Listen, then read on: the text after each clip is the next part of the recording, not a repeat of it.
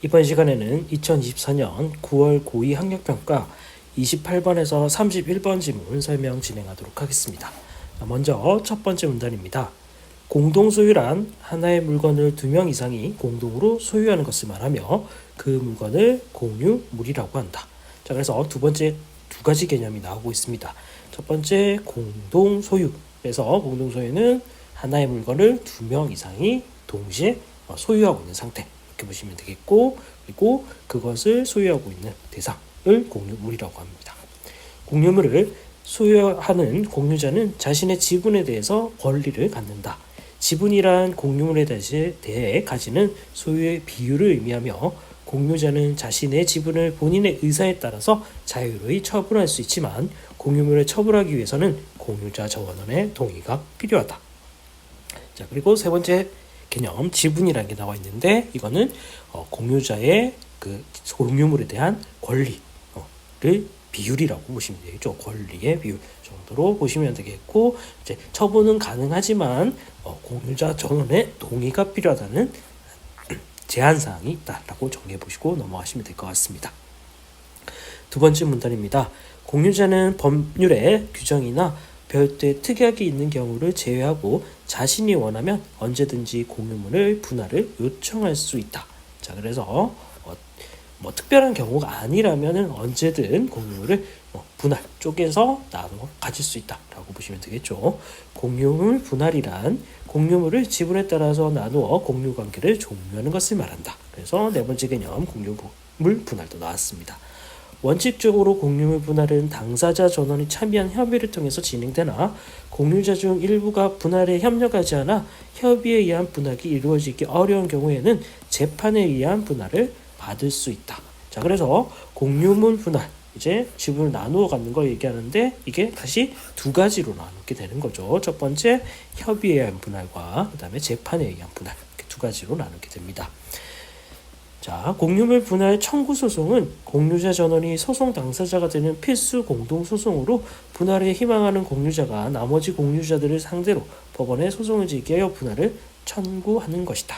자, 그래서 협의에서 분할할 수 있지만 그게 이루어지지 않는다면 재판을 진행할 수 있고 그 재판에 따라서 이제 지분을 나눠 갖게 되는 거죠. 그리고 필수적으로 모든 공유자들이 이 재판에 참여해야 된다는 게 특징 중에 하나라고 볼 수가 있겠습니다.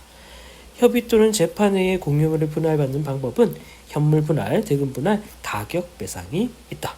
협의로 분할이 이루어진다면 그 방법은 공유자들이 임의로 선택할 수 있으나 재판에 의하여 공유물 분할하는 경우에는 현물 분할 방법에 의함이 원칙이다. 자, 협의는 셋 중에 아무거나 선택해도 상관이 없긴 하지만 재판에 들어간다면 일단 원칙적으로는 현물 분할이 원칙이다라고 보시면 되겠네요. 현물 분할은 공유물 그 자체를 불량적으로 나누는 방법이다. 토지를 분할하는 경우 원칙적으로 면적이 그 공유물의 비율과 같도록 분할해야 하나 토지의 형상이나 위치 등으로 인해 경제적 가치가 균등하지 않을 때는 경제적 가치가 지분 비율에 상응하도록 현물 분할을 하는 것도 허용된다.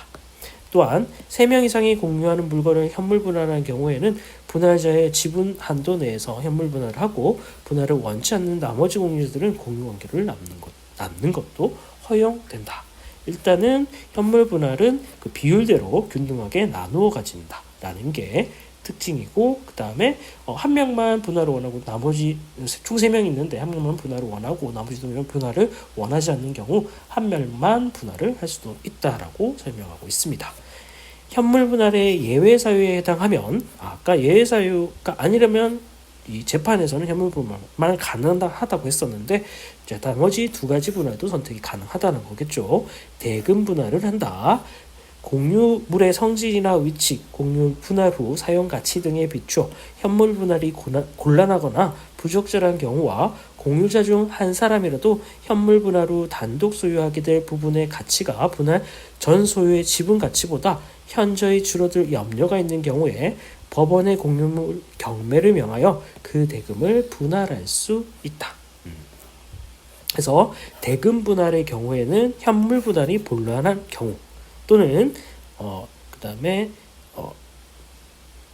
그 가치가 현저하게 줄어들 경우 이렇게 해가지고 두 가지 경우에 해당한다면 대금 분할이 가능하다라고 나와 있습니다.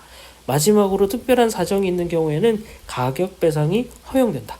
가격 배상은 법원이 공유물 전체의 특정인이 소유하도록 허용하여 소유하게 되는 자로 하여금 다른 사람들에게 지분의 합리적 가격을 배상하게 하는 것이다.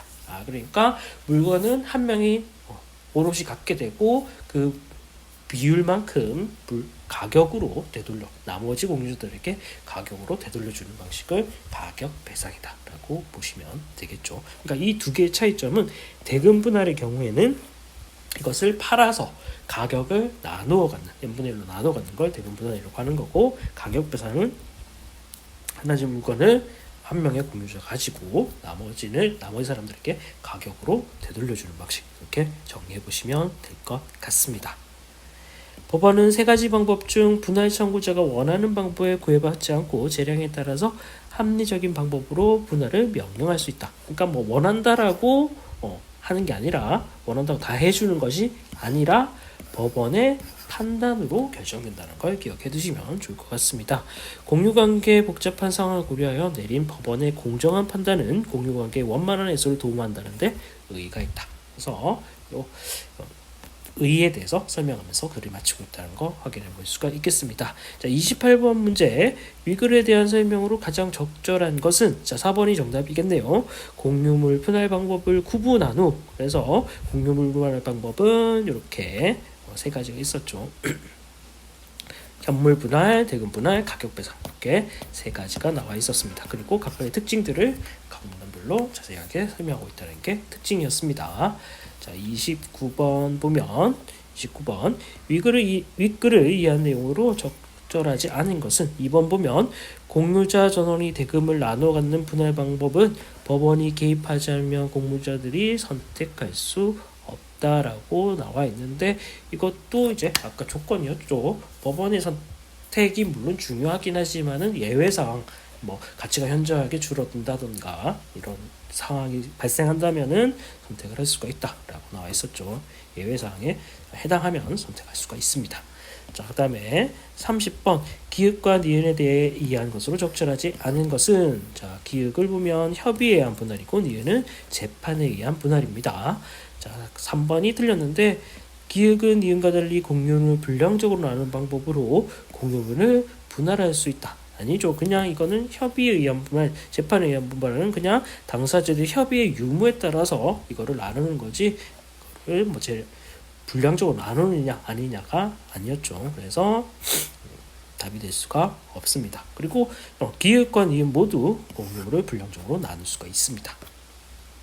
31번 윗글을 바탕으로 보기를 이해한 내용으로 적절하지 않은 것은, 보기 갑은 을과 병을 상대로 공유물 분할 청구 소송을 제기하였다. 갑은 토지 중 일부가 고압선알에 위치하여 해당 부분의 토지를 분할받는 자의 경우 분할 이전보다 손해를 받게 된다는 점으로 대금 분할을 요청하였으며, 을과 병은 현물 분할을 희망하고 있다.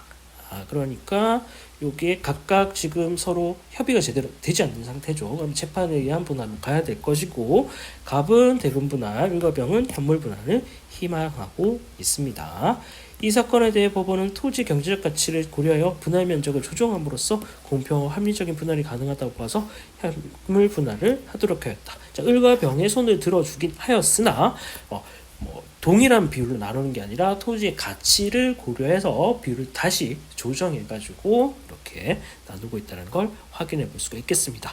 5번 보면 법원은 공유자들이 지분을 조정함으로써, 지분을 조정하는 건 아니죠. 지분은 그대로 있고 그 지분 비율만큼 토지를 다시 조정하고 있다라고 보시면 되겠죠. 그래서 이 부분이 틀렸다라고 정리해 보시면 되겠고, 공유관계의 원만한 해소가 가능하다고 봐 현물 분할을 명한 것이었군, 이렇게 보시면 되겠습니다. 그래서 지금까지 2024년 9월 고2 학력평가 28번에서 31번 지문 설명 진행하였습니다.